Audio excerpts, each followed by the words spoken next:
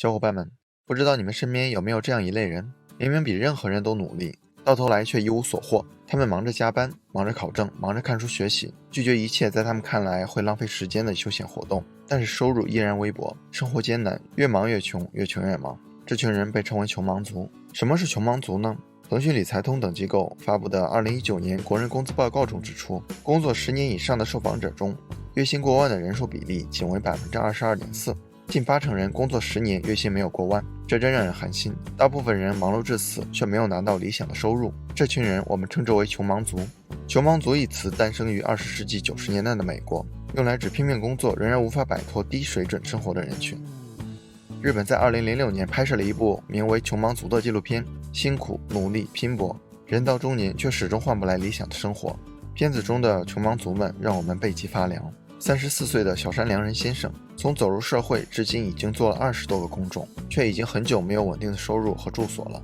每天一早，他都会和其他年轻人一样，在东京池袋的一家直接所排队寻找新的工作。即使是这样的生活，也快要维持不下去了。片子里记录了小山先生找工作的过程。他按照自己的条件在电脑搜索工作，在看到能提供住所的职位为0时，他差点哭了出来。最后，当一家高空清洗公司愿意录用他时，他对着镜头露出掩饰不住的喜悦。只是当公司知道了他提供的住所地址是假的时，终止了录用合同。沮丧至极的小山先生在街边找到了一个纸箱，这就是他今晚的床铺。公园的地很硬，但他也要养精蓄锐，毕竟明天还要用最好的面貌去直接所报道。可能不少人觉得片子里的生活离我们太远了，现在忙碌的生活也很充实，虽然停不下来，虽然没有存款，至少也能过上衣食无忧的生活。但穷忙的定义不仅仅是低收入，你可能有一定的收入，但是每天忙碌无法支配自己的时间，实际也是穷忙族中的一员。这里我们来做一个穷忙族测试：一周工作超过54个小时，但是看不到前途；2一年内没有加薪；3年内没有升职；4收入低，生活艰难；5积蓄少，无力置产；6有一定收入但缺乏安全感。6个选项，如果你占了2个以上，你很可能就是穷忙族了。其实这样看，我也是穷忙族的一员。穷忙的原因归根结底可以总结为2点：一过于具体且重复盲目的工作。电影《当幸福来敲门》中，男主角克里斯每天重复干着推销员的工作，以此维持生活，直到有一天公司把他辞退，他才发现除了推销之外一无是处。又或者像上面提到的小山先生一样，拼搏了10多年，却依然在为活着用尽了全身力气。还听过一个故事，有一个职员在一个公司做了10年，兢兢业业，却从来没有涨过薪水。终于有一天，他忍不住找老板申请加薪。他说：“老板，我有10年的工作经验，你为什么一次都没有给我涨过薪水呢？”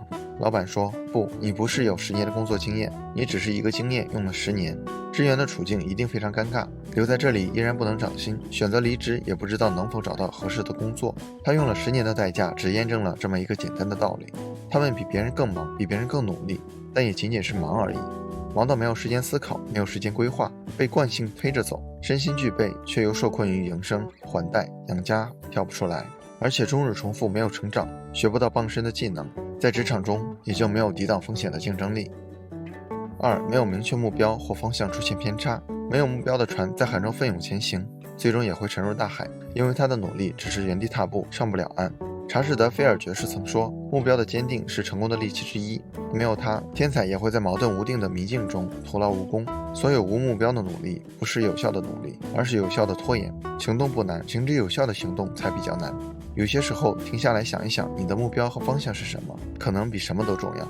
我们还是以《当幸福来敲门》中男主角克里斯为例，在他得知股票公司准备招股票经纪人这一刻，他的目标无比明确和笃定。为了抓住这个翻身的机会，他重新做规划，一边平衡生活，一边利用空余时间恶补专业知识。他比所有的面试者努力，最终得到面试官的青睐。他也比所有的经纪人努力，最终成为最优秀的员工。在面临困境时，不会只顾眼前，还着眼未来，目标明确，重塑方向，这是克里斯成功的秘诀。那么我们怎样摆脱穷忙呢？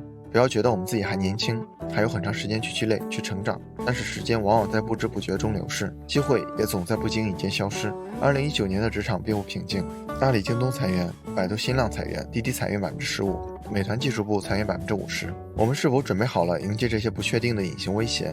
所以摆脱穷忙就显得尤为紧急且重要。下面几点可以帮助我们在困境中成功破局：1、明确目标，梳理自己现有的以及想要的。作者小川书在新书《穷忙是你不懂梳理人生》中说，他自己30多岁的一个晚上第一次思考明年要做什么。他说也是从那个晚上开始，命运把我推到了一个要求我自己做主、判断、计划并且落实的时刻。小川书从自己的人生经历中得出一些经验，开始用写作提高自己，又在业余之外报考香港大学的专业继续学习。一个人只有明白了自己的目标，才能真正的行动起来，同时对自己现有的资源进行合理分配，不断努力和坚持，慢慢达成目标。也许我们小时候就开始有梦想，却往往被生活的琐事掩埋，又可能在刚开始行动的时候就被困难吓倒，立即放弃。梳理自己现有以及想要的，做出一个可实施的计划，然后严格按照计划进行，遇到问题及时调整，及时梳理，才会慢慢向目标靠近。2. 做好资源配置，在你的碗里装更多有价值的东西。原腾讯副总裁吴军在态度中把伪工作者的困局归因于捡芝麻丢西瓜的思维方式。我们可以想一下，是否有这些经历，为了找到折扣的商品，在淘宝上逛了几个小时，正在看书的时候却因为几条微信刷了一下午手机，因为当下工作稳定，安于现状，每天做着重复的工作，为了多挣点外快，下班后兼职看滴滴或送外卖。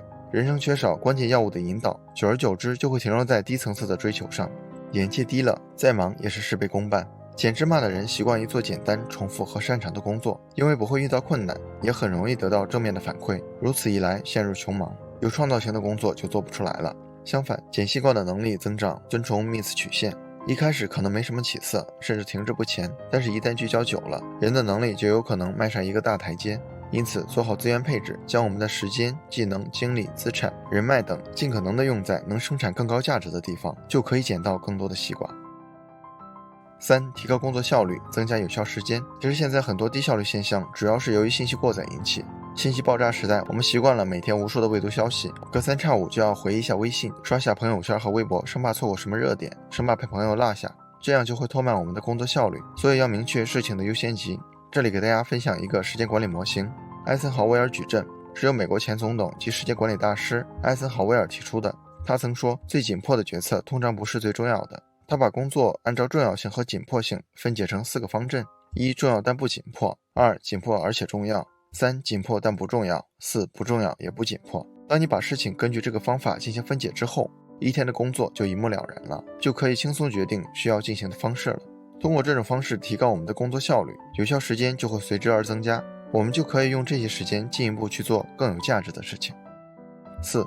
不断精进自己，给事业搭上新的链条。在一片平静的池塘里放一条鲶鱼，所有的小鱼都会激发出更强的求生能力。我们需要有危机感的同时，事业也需要新的刺激。古典老师在跃迁中举过这么一个例子：重庆的棒棒名扬天下，他们凭着一根扁担和一身力气，扛起了养家糊口的重任，勤劳朴素，让人敬仰。但是不能否认，他们其实也深陷困局之中。同样，针对这一现象，古典老师也给出了建议，为原来的事业接入新的链条，培养新的有成长性的增长点，从而改变原来的生活。成长性的增长点可以是2个方向：一是不断的学习，培养自己在职场中的技能，保证自己在专业领域的核心竞争力，才能让自己具有不可替代性；二是在现有的基础上学习新的东西，培养自己在工作之外也能带来收益的能力。比如我们可以学一门外语，可以培养自己的理财能力，也可以像信和一样，根据自己的兴趣做自媒体。当新的增长点培养壮大，原来的局就会不攻自破了。我们再来总结一下，如何在穷忙的困境中成功破局。